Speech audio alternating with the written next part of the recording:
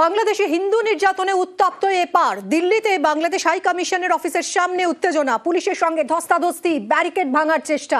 দেখুন সেই ছবি।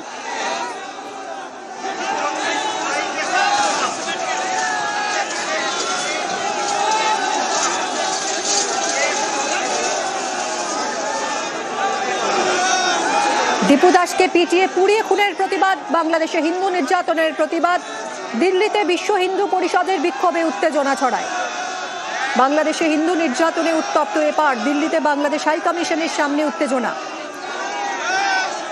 বিশ্ব হিন্দু পরিষদের বিক্ষোভে উত্তেজনা। দিল্লিতে বাংলাদেশ হাই কমিশনের অফিসের সামনে পুলিশ ব্যারিকেড দিয়ে বিক্ষোভকারীদের আটকানোর চেষ্টা করে। বিক্ষোভকারীরা ব্যারিকেড সরিয়ে এগিয়ে যাওয়ার চেষ্টা করে, উত্তেজনা ছড়ায়।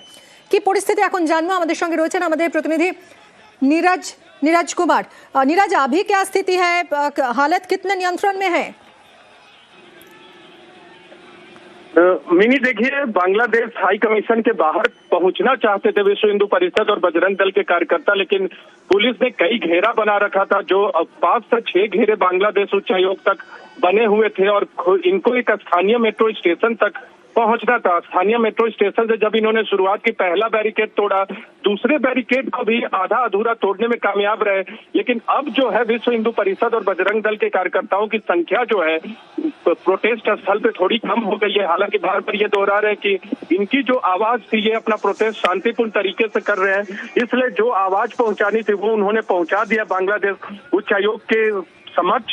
हालांकि पुलिस ने उन्हें वहां से 1 किलोमीटर की दूरी पर ही रोक दिया और लगातार यही मांग थी बांग्लादेश के खिलाफ की, बांग्लादेश के यूनुस सरकार के खिलाफ की, हिंदुओं के खिलाफ जो अत्याचार हो रहा है, जो वहां दीपू दास की हत्या हुई, उनके खिलाफ यूनुस सरकार कड़ी कार्रवाई करे, दीपू चंद्र दास के हत्यारे को गिरफ्तार करके सजा दिलाए। हालांकि 10 लोगों की गिरफ्तारी भले हुई है, लेकिन जो यहाँ प्रदर्शनकारी थे विश्व हिंदू परिषद और बजरंग दल के, वो यूनुस सरकार की कार्रवाई से संतुष्ट नहीं थे और लगातार जो हिंदुओं पे हमले हो रहे, अत्याचार हो रहे, उसके खिलाफ आवाज बुलंद कर रहे थे।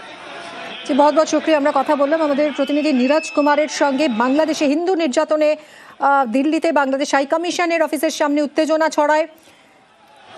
দীপু দাসকে পিটিয়ে পুড়িয়ে খুনের প্রতিবাদ, বাংলাদেশে হিন্দু নির্যাতনের প্রতিবাদ। শুধুমাত্র রাজধানী দিল্লিতেই নয়, কলকাতাতেও বাংলাদেশে হিন্দু নির্যাতনের আজ কলকাতাতেও শিয়ালদায় হিন্দু জাগরণ মঞ্চের বিক্ষোভ। দীপু দাসকে খুনের প্রতিবাদে বিক্ষোভ। সরাসরি কথা বলবো, সুদীপ্ত রয়েছে সঙ্গে। সুদীপ্ত, কি পরিস্থিতি এখন?